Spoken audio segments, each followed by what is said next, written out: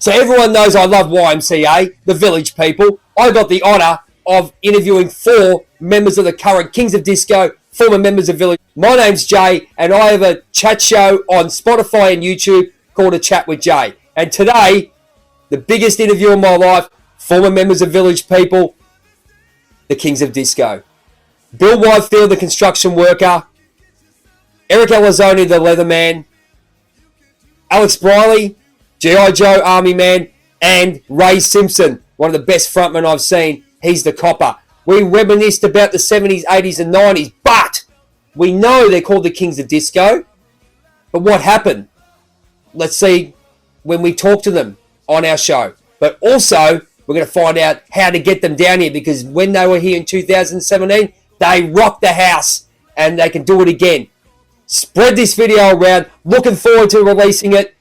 And thank you so much, the Kings of Disco. We want you down under again, and we look forward to seeing you soon. Thanks so much, and always do the Y.M.C.A.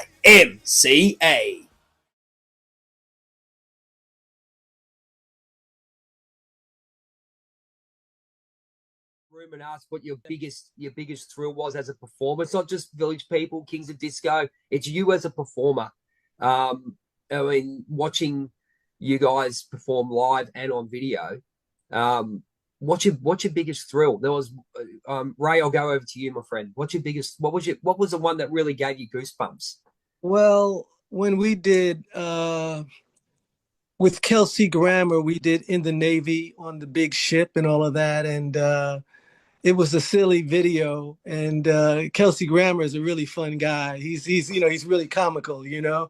And when that was the thrill. My brother played it for me. Let me see, about 2 weeks ago. And I said, oh, wow. Yeah, I remember that, and it was so much fun to see. And I loved it when Alex rolled his eyes too. He can roll his eyes in a circle like that. All kinds of little crazy little incidents went on in there. It was so much fun, but it was a great video. I enjoyed it. Fantastic. Alex, what about yourself, man? I mean, you're just a stoic human being on as a performer, man. You just get the job done. You're smiling, They go, remember the army. They call it the army man. Okay, so down here they call you G.I. Joe. I have to say, what about G.I. Joe? And that's an honor to be called that. What about yourself, man? You've been through it all. I mean, the first time I saw you was on the San Francisco video when you were down there with Philippe was there and a few others, and yeah, that's when you started. When I first saw you. Your biggest highlight at the moment, my friend? I mean, obviously, other than there's so many of them, but I think it's just the fact that your music still reaches so many, even in this day and time, and every audience that we come to, they have a moment where they're in their own world, and then it all comes together with YMCA, and you see people just jumping up and down. Just imagine seeing waves of people just enjoying themselves. Yep. And we still appreciate that so much. So that gives me a thrill each time, even to this day with the show that we did in New Mexico and all. It's been a fun, and it's all because of these gentlemen, working with them. Eric, what about yourself, my friend? What's your I guess hair raising moment in some ways? Yeah, well, I'll just continue on with the YMCA. It was the first tour I did with them, again, going back to Europe in '94. And it was one of the bigger shows that we've, I think, ever done. There were like over, I don't know, it was like 200,000 people on a beach in Finland. The Midnight Sun Festival. And to that point, it was the biggest crowd that I had ever performed in front of. And when we got to YMCA, the actual chorus part of YMCA, and everyone put their hands up, I stopped singing because I couldn't believe what it looked like to not see the end of people, even people in trees, and everyone moving together. It was like a living thing that just went on forever. And I couldn't sing. I just it took my breath away, And that's when I realized the power of, music. I mean, that's right. Been a musician my whole life. I definitely understand what that means, but to actually physically see it manifesting itself was remarkable, and it was something I'll never forget. And of course, it never ceases to amaze me. We've again continued to play to large crowds every time. It's at least I keep singing this time, but it's almost like you never really get used to it. It's just kind of one of those things. It just reminds you of how blessed you are as a musician to be a part of something like that. Yeah. Which like you said, thank you very much, Jay, for saying that, we're all gentlemen.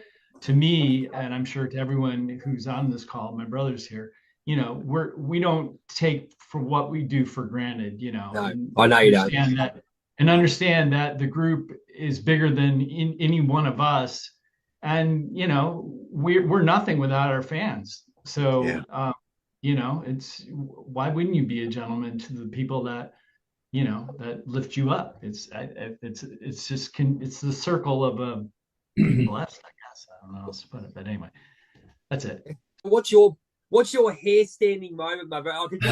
Well, I I've mean, been thinking about this. it's going to be hard to top Eric's and these guys'. But, it's funny enough, kind of more recently, as the Kings of Disco, we played for Andre Rieu.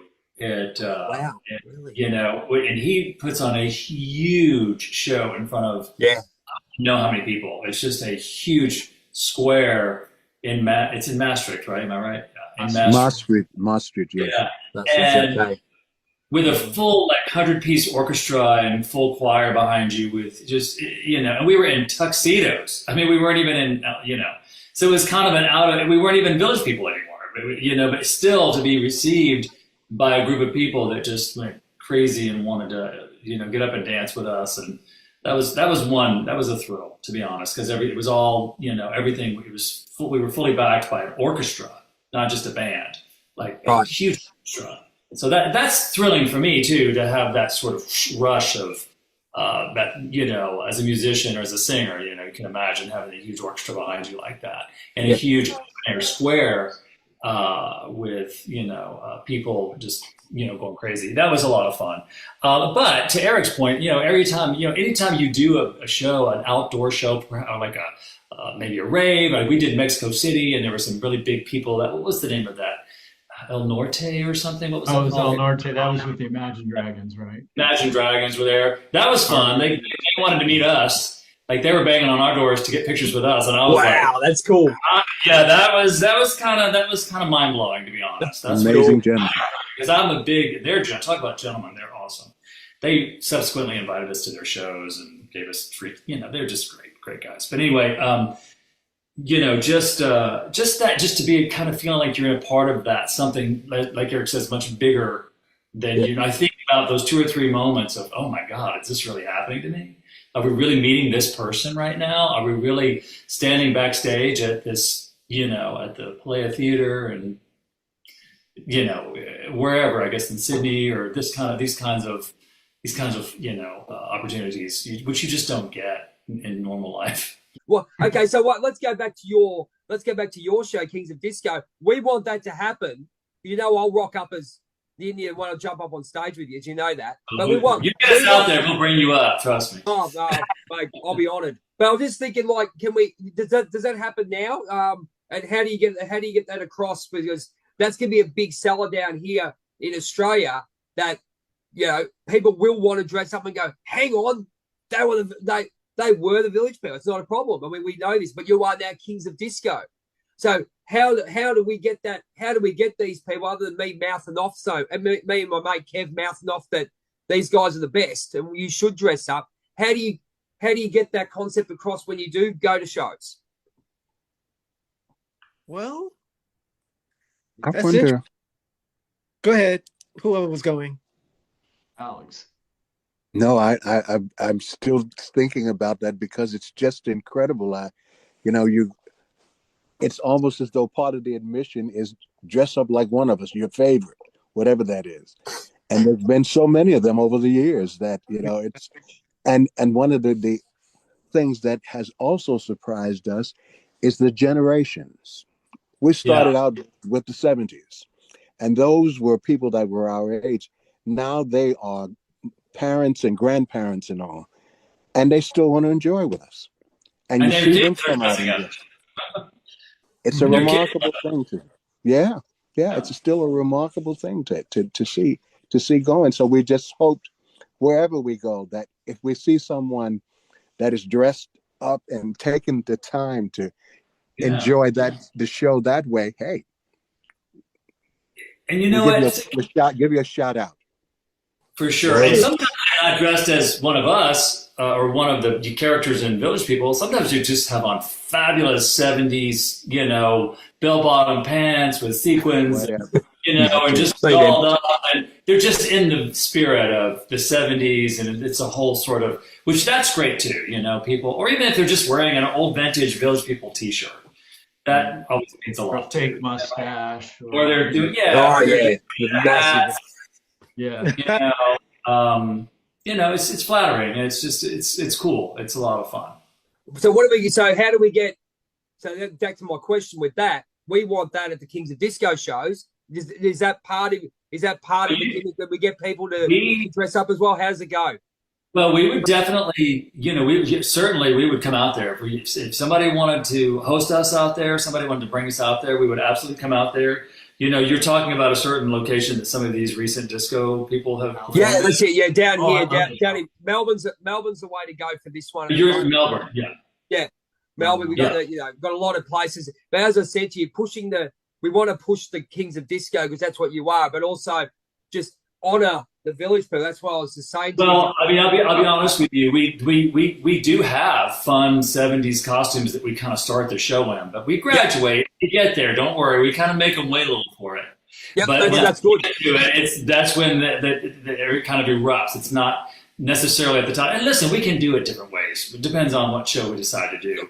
But we do kind of, we get to, like we said earlier, we get to do different kind of music. We do break our costumes up a little bit, but we do give them what they want. We do eventually make an appearance as these characters, absolutely. And it's a finisher. It's a big finisher. But it looks like you're really having fun with the songs. I mean, a lot of people, but as I said, down here, Boney M came down here, Sister Sledge, Jackson 5, mate, and they sold out within days of the tickets going on sale. So there is a massive push for disco here, and there's a lot of people who love that kind of music. It's just that real big split down here. Eric, you want to go? Eric, you can. You want to comment on that? Well, yeah. I mean, we love Australia. I think if you want to be literal about it, it's the actual logistics of getting the six of us and our crew down to Australia. Yeah, that's it. Yeah. Because if you guys are around the corner, we would be there in a second. So it would require us to do a bit of a tour or a couple shows. But we are, even though we are now Kings of Disco, we are former members of Village People, and we can certainly talk about that and all the good stuff. And in fact, a lot of the footage that we have and that we use was from Australia and the shows that we've done down there, from Good Morning Australia to the Footy Show to the special that we done to even clips from the shows we did down there when we were on the Share tour. My favorite tour was when we're down there with Boy George in 2001. It was the Culture Club Village People. Yeah, remember that? And, that was, yeah, it was, yeah. So, what's the Australian group? Oh, I'm blanking.